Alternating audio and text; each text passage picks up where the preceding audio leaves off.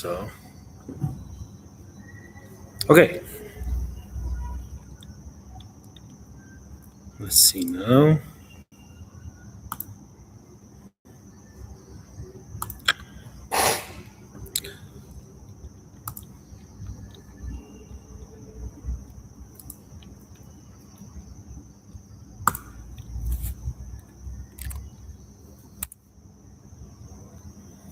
All right, now I think it's working. Okay, great. So here we are at the end of the first chapter of Pirkei Avot. And we see, let's remember what we were talking about last week. We saw Shimon ben Gamliel, if you remember, and he was saying three things, right? Let's bring that up 1 second.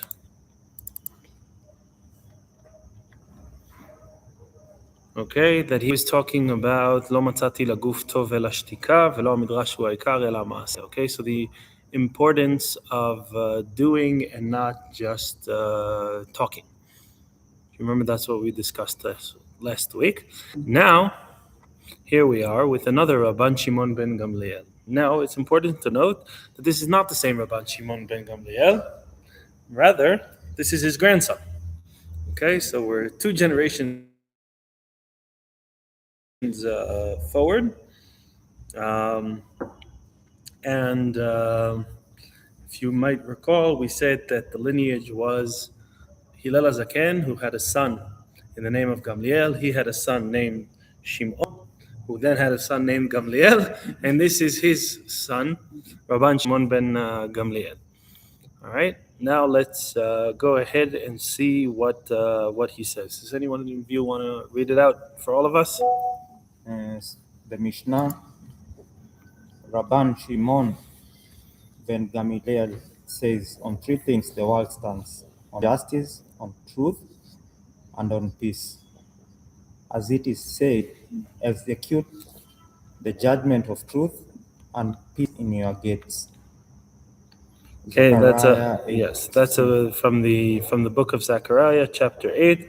I brought underneath it the entire pasuk. These are the things you shall do: speak every man the truth to his neighbor, execute the judgment of truth and peace in your gates, and let none of you imagine evil in your hearts against his neighbor, and love no false oath.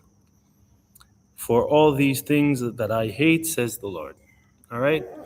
Now that's the prophet Zechariah says these things in regarding to how you should set up your society.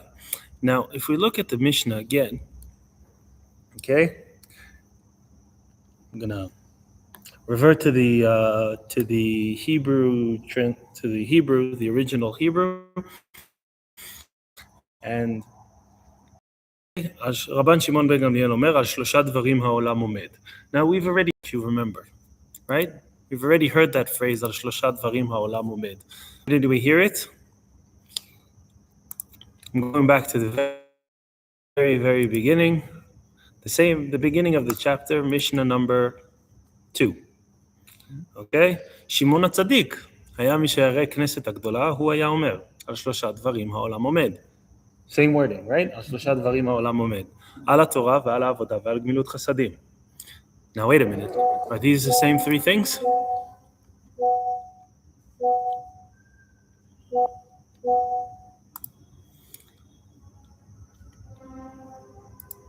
Okay, one saying Torah, Avodah, and Gemilut Chasadim, and the other one saying maybe something that is similar to it.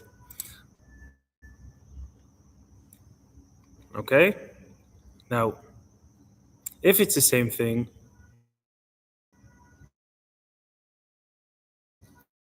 why bring? That brings up 2 questions, right? One is the first would be, what's the difference? And the second is, how can you be saying the world is standing on 3 things, and how come it's not the same exact 3 things? Okay, and which one of the 2 is it? Okay, is it Torah, Avodah, and Gemilut Chasadim, or is it Din Emet V'Shalom? What are your thoughts?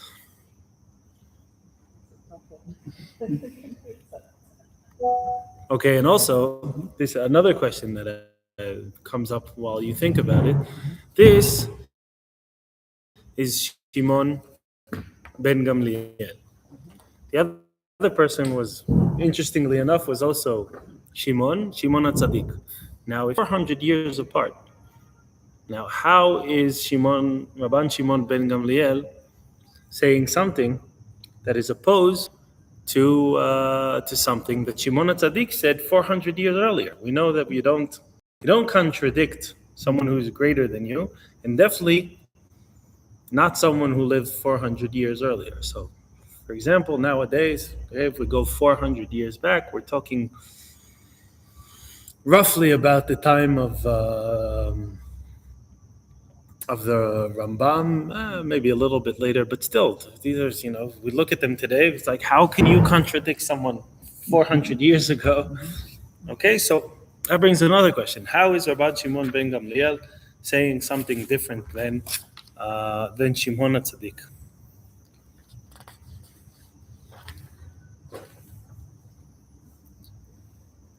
The first one is, this stands with justice, truth, and peace. The other one was? The other one was Torah, Avot A, and Gmilut Chasadim.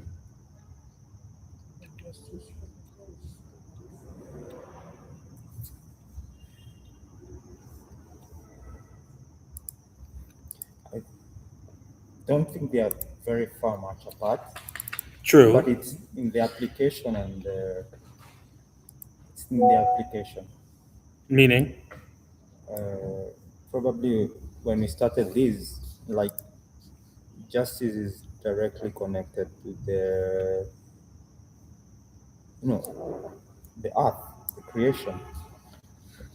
Probably on human beings, and then on truth and on peace. So there are three types of the Sifirot pillars which created the world, but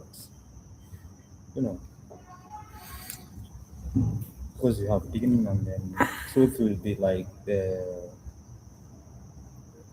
truth, and then peace should be like relative to. Okay, so you're saying they're not saying something different. Okay, they're just saying it in different words, and maybe you can say that the generational gap meant that right, because we know that as language evolves, different phrases are used to describe sometimes the same thing or vice versa. Okay, you can use the same word, but it doesn't mean exactly the same thing that it was used 400 years ago. Is that what you mean? That they're saying the same thing, right? Yeah. That's what you're reaching at. It is possibility, but that still doesn't answer the question.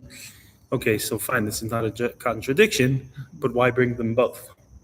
If we're writing this down for something to be passed on for the next generations, why have them both?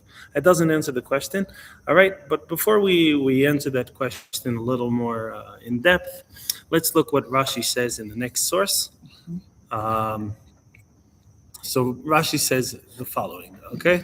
On justice, if there is no justice, the wicked will swallow up those more righteous than themselves, okay? So he's saying, in order to have the world survive, you need justice. Because if there's not justice, there'll be people who take advantage of it. Okay? Yes, it will be chaotic, and we see that even today, even in countries, or even in societies that have set up justice, we still see there's people who try to take advantage of it. So now imagine if there was no justice. All right? And on truth,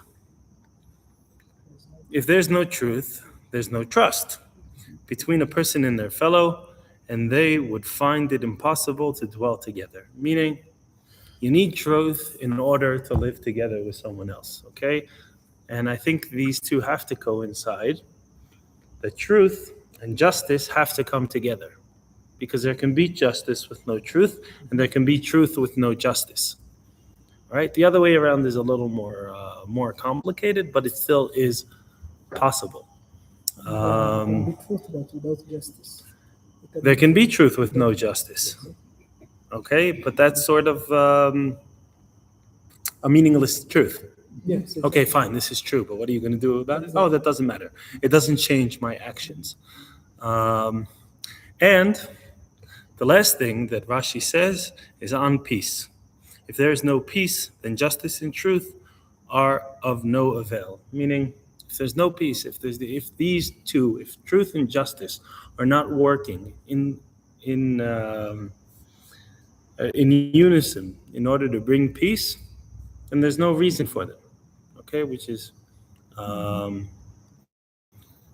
okay. So Rashi is actually saying is these are the three, right? We can say these are the three pillars of the earth of the world.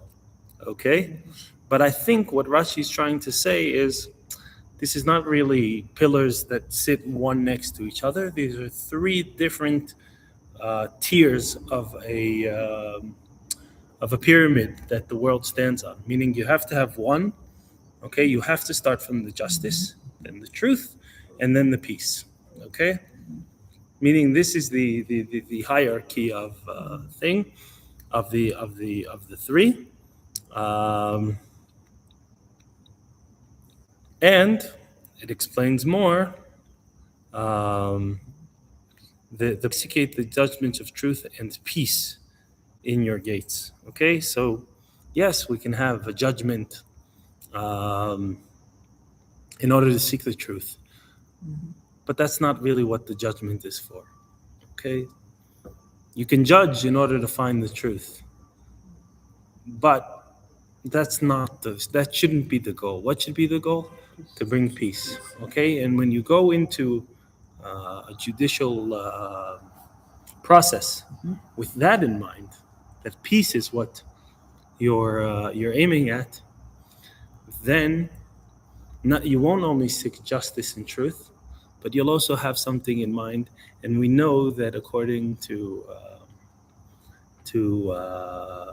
the teachings of many rabbis, the best, also Rashi himself, okay, saying the best outcome of a judicial process is what? A compromise. Now wait, a compromise means nobody wins, right? Yeah. Right. That's what a compromise is saying. Is like I'm willing to. It's a gray area. Yeah, it's a gray area, but we're saying, you know what, this is the worst that, or the least worst outcome that we're willing to agree upon. Rashi's saying no. It means that each side understands the truth within the other side's saying, and when he is willing to accept part of that truth, and that is what brings peace, and that's why compromise is not we're both winning. It's also not we're both losing, but it's creating a whole new atmosphere of which you move on forward. Now, let's see the Rambam's commentary in regards to our previous questions. Okay, so the question was, The differences. we had the phrase used of by Shimon HaTzadik that the three things that the world stands upon. Okay, and he brought different virtues. He said Torah, Avoda, and Gemilut Chasadim. Okay, and here we're saying Emet, Din, Veshalom. So which one is it? Okay, that was our first question. And the other question was, how can Rabban Shimon ben Gamliel contradict Shimon HaTzadik, who said something similar 400 years earlier? Okay, so the Rambam says as follows: do not be puzzled by what Shimon HaTzadik said at the beginning of the chapter. On three things the world stands: on Torah, on service, and on acts of kindness. Rabban Shimon ben Gamliel mentions three different things here. Okay, or mentions three different things here. For those mentioned by Shimon HaTzadik are the reasons for existence of reality. In parentheses, the spiritual world. Whereas those mentioned here by Rabban Shimon ben Gamliel are the reasons for the preservation of political and social order among human beings. If these were lost, human society could not exist. Okay, the Rambam is saying, listen, both Shimon HaTzadik and Rabban Shimon ben Gamliel said something similar, but they're talking about two different Aspects of yes, life. two different aspects of life. Okay, so Rabban Shimon ben Gamliel is talking about the existence or the world of the community, of the society. Okay, as opposed to Shimon HaTzadik, who was talking about something very personal. Okay, and also if you think about it, Shimon HaTzadik says, right, Torah, Avodah, and Gemilut Chasadim. These are all very personal stuff. Okay? Like you do yourself. Yes. And what God- Yes. Okay. Now, and everyone has its own his own level of understanding. And even if Torah, you say, wait a minute, Torah is a communal thing. That's true. But your understanding of the Torah and your adherence to the Torah and your obligation in the Torah is very different from person to person, right? As we know, Cohen and a Levi and an Israel all have different mitzvot they have to keep. Okay, Avodah, which we said then, okay, or the work that is mentioned here, the service, not the work. Okay, we said is, if you remember, we said it was prayers. Okay, or the avodat korbanot. It depends, obviously, when that. But the idea is pursue of your spirituality, right? And that is definitely a personal thing that someone has to figure out within his own circumstances of life, how he moves forward in that. And the same goes for Gemilut Chasadim, so acts of kindness. You know, there's some person who can, even if we think about, giving a donation. Okay, so we know that there's a custom, or definitely we'll call it a custom of masrot. Okay, meaning you give 10% of anything you gain. All right, so you give that to charity. But one person's 10% is not similar to the other one's 10%. Okay, obviously they're making a different income. This person was more successful. This person was less successful in their business. Okay, they're giving something else. So we see that Shimon HaTzadik is talking about something very personal, as opposed to Rabban Shimon ben Gamliel, who's talking about stuff that are very societal, meaning you need them in order for society. And even the proof he brings from the prophet of Zechariah, what is he talking about? He's talking about social order in your gates, meaning it has to be a community. Okay, so that brings further explanations to this, to what the Rambam says. Okay, that they're talking about two different aspects of life. Okay, Shimon Tzaddik is talking about the very, very personal. Okay, but Rabban Shimon ben Gamliel is talking about the communal. All right, and I think that also brings the understanding how come they're using the same language, because Rabban Shimon ben Gamliel, as we said, 400 years later, Shimon HaTzadik was at the end of the first temple. It seemed like everything was breaking apart. Okay? And at that time he was saying, listen, in order for the Jewish philosophy to live on, you have to take it personally. Okay? You have to be the sense of you have to work hard in order for it to keep this world existing. Rabban Shimon ben Gamliel came 400 years later in a place where we've already seen that the Jewish nation can survive in a way without the temple. Yes, the temple is back, but we also need that societal building. And how do we do that? Through these three. In Europe. In Israel. In Israel. Yes. No, all of the Mishnah speaks in Israel. It was only after that that the main, I'd say, the main Jewish are moved from Israel to Bavel. Okay, so modern so this day. is like the 5th century or the 4th. Hmm? Shimon ben Gamliel. Is this like the 4th or the 5th century? BC. It's BC. Yes, we're still talking about BC. Oh, Okay. The first temple was destroyed in BC, not CE. Right. Oh, okay. Okay, so we're talking about like the 1st century BC. Oh, I thought it was the second temple. This is the second temple. This is the second. This is the time of the second temple. Yes, that's why okay? I'm asking. Like, is it like in the 4th century or the 5th century, after the destruction of the second temple? This is in the no. This is towards the time of the end of the second temple. Oh. So the second temple is what's that? I mean, the destruction of the first temple and the second happened between 800 years apart, right? No. It's more like 500 years apart. But on the same Okay. date. Yes. The first temple was destroyed in 586, right? Something around those times, and then there was a 70-year gap. Yes. Okay, so that already brings you to the year 500.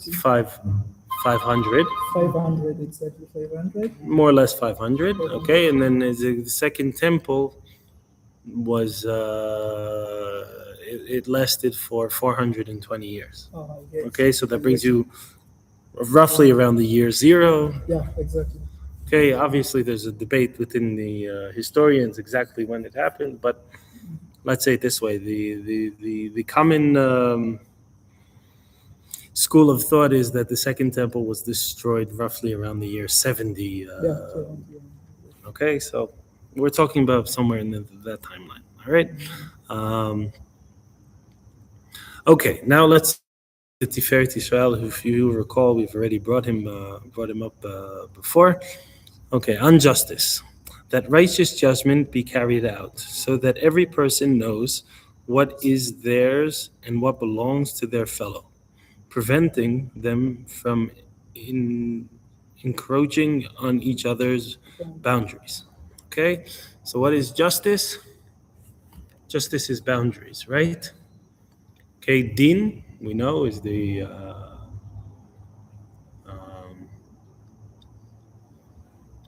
we know is one of the midot that we say was very present in Yitzchak. Okay, din or justice, everything is sort of black and white, right? There is no gray area.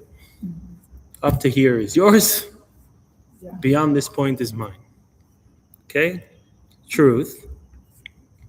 That one should not be one way in the mouth and the other in the heart. So, not to be a hypocrite. Falsehood is the ruin of society, since man is a social creature based on speech. If speech is false, society is nullified. On peace, peace is the vessel that holds everything together. Even if there is justice and truth, if there is hatred and division in the hearts, existence is not complete. Okay, so Tiferet Israel is bringing forward what we've been discussing. Okay, so justice is very, very important, and it has to be at the base of everything. Meaning there are boundaries, right? And I think that's one of the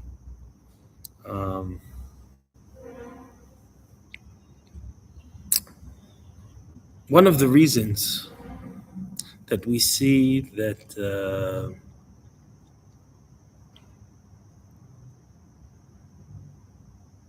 Western civilization is the one that managed to overcome that of, let's say, more, Um, Just society. no, I wanted to say more of Soviet is not the word I'm looking for. Liberal. Not liberal, because that's not the. Um, okay, let's just say it this way.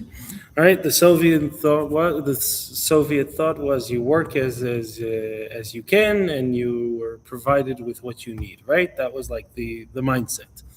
Okay, so socialist. Yes, thank you, socialist. Okay, as opposed to socialist thinking is all right. You give what you can, and you get what you need. Yes. All right. What does that cause, though? Why does that break down rather rapidly if you think of it as in society terms? Okay, it didn't last. It lasted less than a century. That's not a lot if we think of like societal shifts. There is no competition. There is no strive to do more. Like you just get everything like anybody else. Everybody right is comfortable, and the zeal is not there. So one thing is yes, there's lack of motivation. Yeah. Exactly. Okay, there's no reason to go that. Yourself. But underlining that, there's no justice. All right, meaning I can say, you can't say this is truly mine. Nothing is truly yours because everything is given to you in a sort of weird. So it's not to say that it's completely unjust. Okay, because there are certain circumstances where that is just. Okay, and there is some truth in that. Okay, so if you think of it, usually in a working, functioning family, that's the way things work, right? You're very socialist inside your house. Everyone gives what they can and gets what they need. Or at least we'll say that's a more proper model um, in which to run a household, because otherwise babies would be dying because they give nothing, right? Um, so in a way there is truth with that, but if you think about it in a larger scale, it doesn't work because it lacks the boundaries. Okay, it lacks the saying that up until here this is my property, and beyond that it is yours. Okay, and that's part of the reason it broke down so quickly, and also it led to a lot of chaos, because that's what no boundary means. When there's no boundaries, there's no order.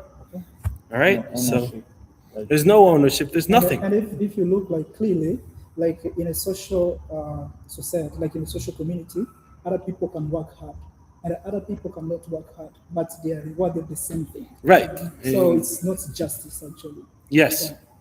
Yeah, we had it practically. Tanzania, yes, in Kenya, capitalists. So Kenyatta would tease them, and Nyerere used to tease Kenyatta. Exactly. So in the end, theirs didn't work. Yes. So my point is but the underlying thing of a functioning society has to be the existence of boundaries. Yeah. Okay? There has to be a until here. This is all right? mine. Yeah, exactly. This is mine, but I also think it comes to say more than that. All right? If you don't have that underlying sense of boundaries, there's no right and wrong. Exactly. Okay? Everything, everything is important. Everything is just, and then, okay, it's one of the.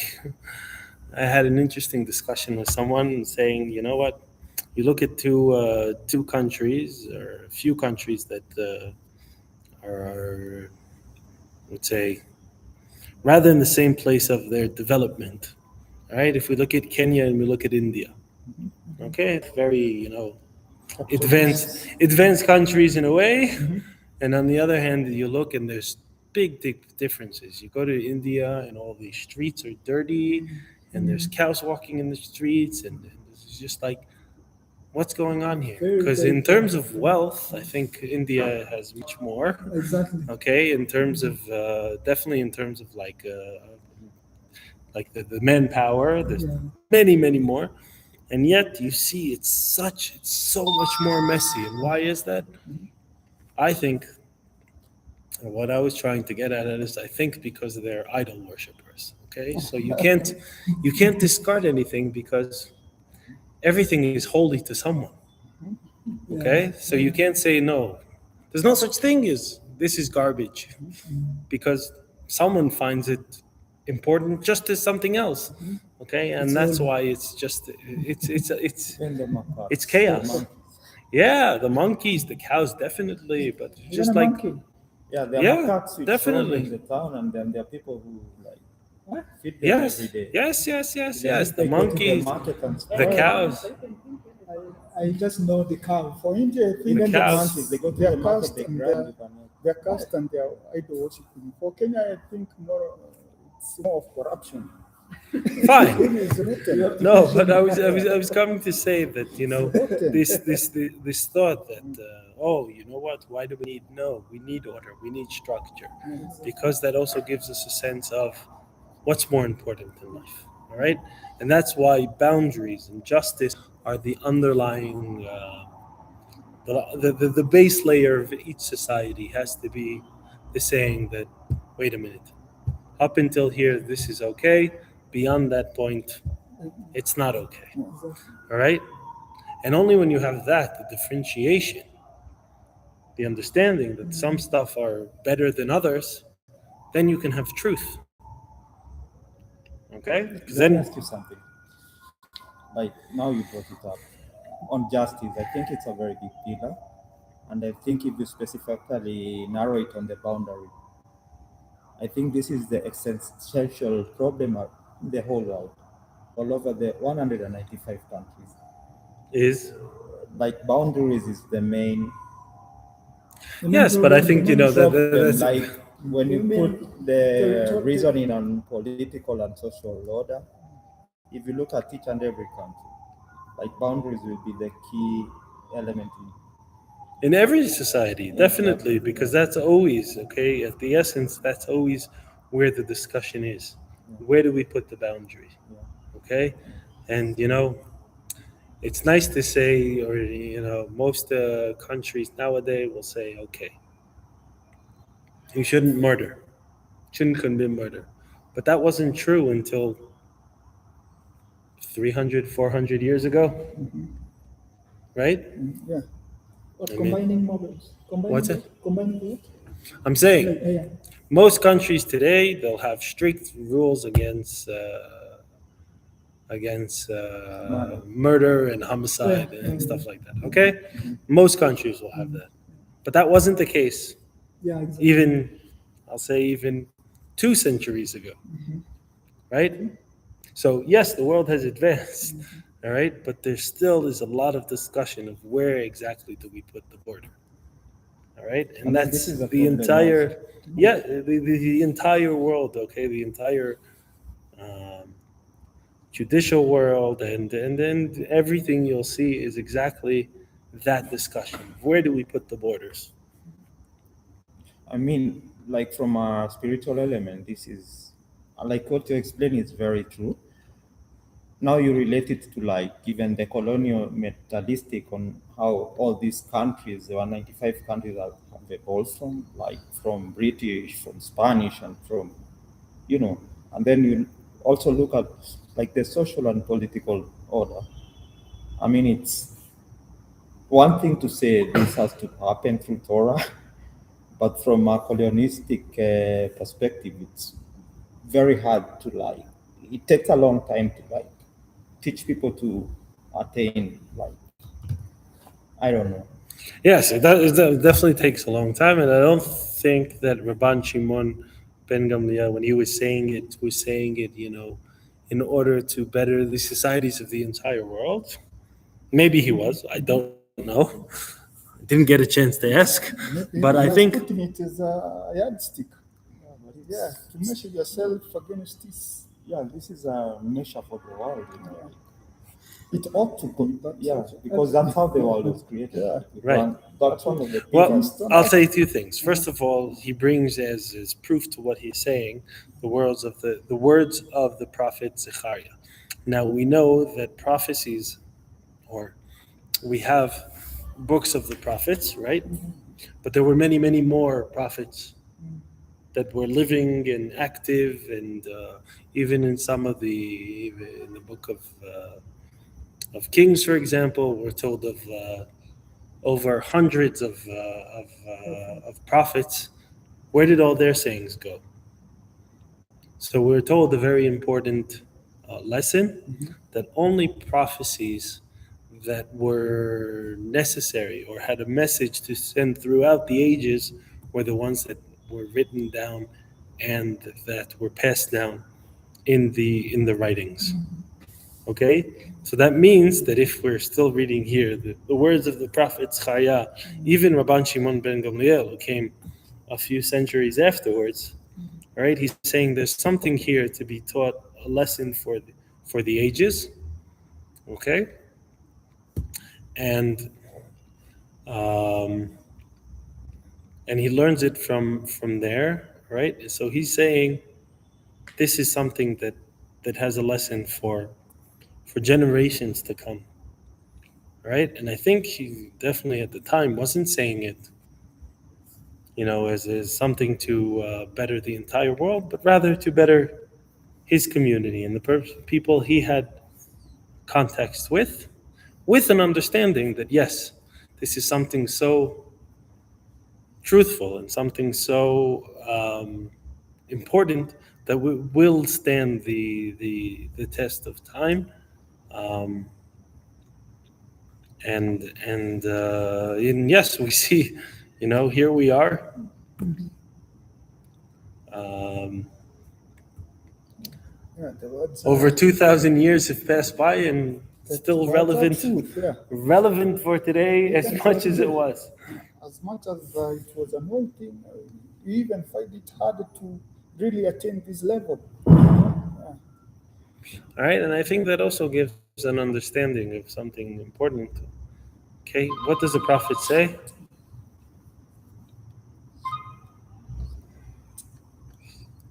Execute the judgments of truth and peace in your gates. Okay, why doesn't he say execute, or the whole world should be execute? No, you start small. You take charge. You take responsibility on what you can influence. And what can you influence?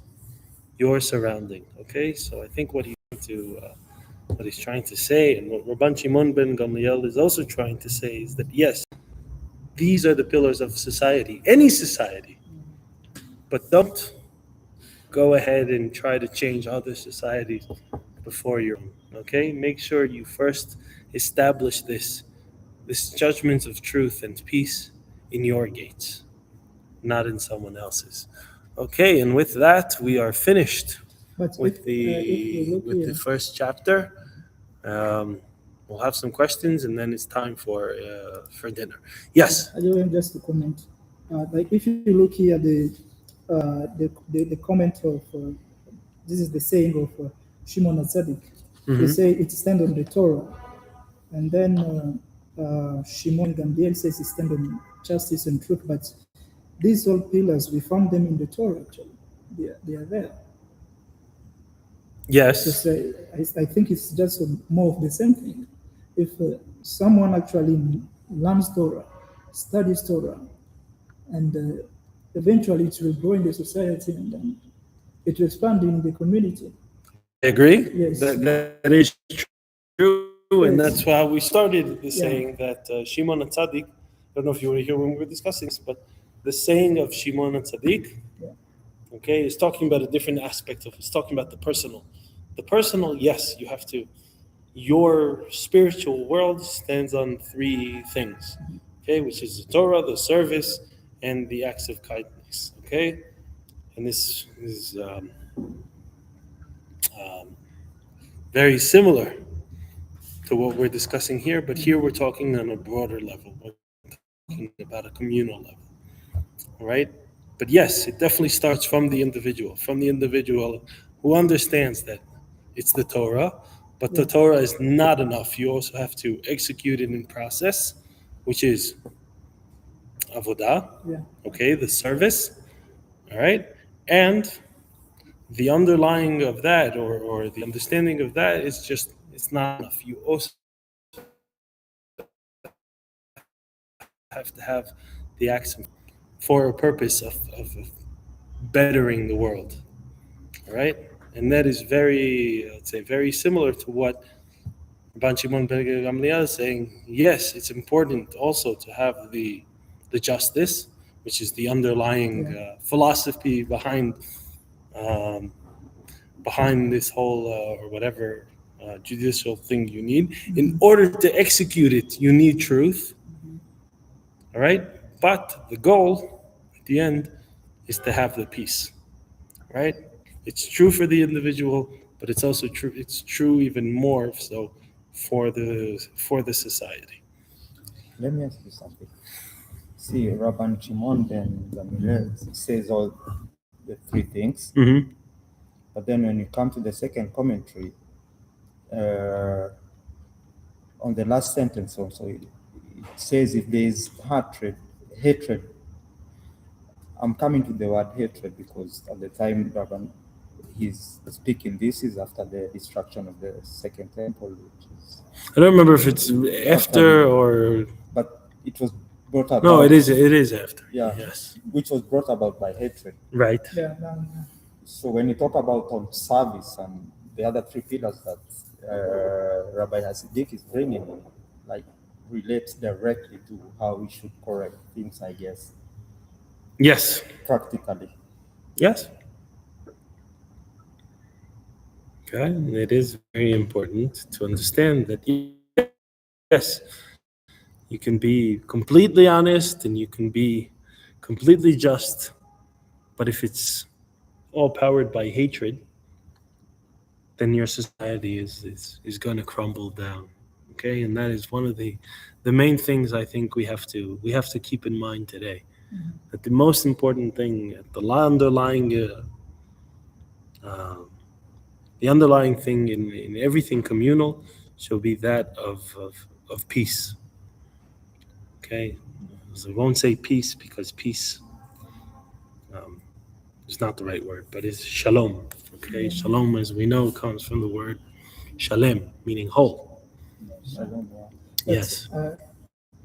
I am concerned about one thing. Mm-hmm. Like since we are talking about society, and I'm trying to see how, like, if these things, the Torah actually, we have a lot of laws relating to the society, how to have a just society and all this, and how to incorporate these things in the society. Right. And if you see, like, America actually has done a very good job incorporating all these, like incorporating the Torah into their laws and everything. And this is what's like, I'm concerned, like, how can we like try to do the same thing, like to put all these things, all these laws, to incorporate them, and to have like a fineness, not like a fineness, like a close, fine society that is close actually to justice, truth, and peace. I think that is something like we should also look into. I think that is the Constitution. The Constitution stipulates all this, especially Kenyan. It's so advanced that if we were to practice it, then Kenya would be paradise. But you know what Kenya is today? But it is not really directed like to the Torah, like the founders of the American Constitution. Maybe the wordings could be different, but the essence is the Yes, same. yeah. And That's the essence of, connection. I think the essence of both constitutions, all the countries in the world borrows from the Torah. I'm trying to like to mean like if But you that- have at least that connections. But that is a division. Yes. Like here and in America, there are more like negative commandments that are really emphasized, and it also becomes a way of life. And like, And that was like at the beginning when they found like the founding stone, the founding it was like directed like this coming from the Torah. yeah, And they but struggle to the maintain it. understanding Yes, also, but at least that connection is there. If we were the to Binah do is that, also somehow then I think compromised. it'd be much better. I don't know. It's the understanding. Now, if you look like India, like you said, in India, like they have this, they worship idols. It's more difficult to start to come with such things like put them into their constitution. Yes, it is impossible. Where can you start? If I chase your cow, then that is sending me a god. Exactly. Then I'll cross your line. Then you hit my goat, and my goat is my god. And then you see the complications arise because of all these things. Yes, but I also think that in a way, what we're experiencing today is that it's not established exactly on the participant of the individual. Okay, meaning there's the Constitution which should govern everyone. Okay, but it's sort of coming from the top down. Okay, and that's why we're seeing today that it's starting to, in a way, crumble. Okay, because definitely over the past few decades, and definitely more so in the past few years. All right, with social media and the fact that every individual has or can have a platform to reach out to thousands, if not millions, of people. Okay, so if it doesn't start from the individual, and it doesn't have to, all right, then it will eventually crack and crumble, right? But if you start, okay, you don't start with the teaching of Rabban Shimon ben Gamliel. What do you start with? Shimon HaTzadik. Yeah. Okay, Exactly. it's first the individual. It's first be a complete person with an understanding of this is not only, okay, before you head out to society and you try to fix your society, first you better your own ways on these three pillars, and only then, at the end of the first chapter, we get to the building of a society. Okay, so thank you all those who've joined us from home. We will, as I said,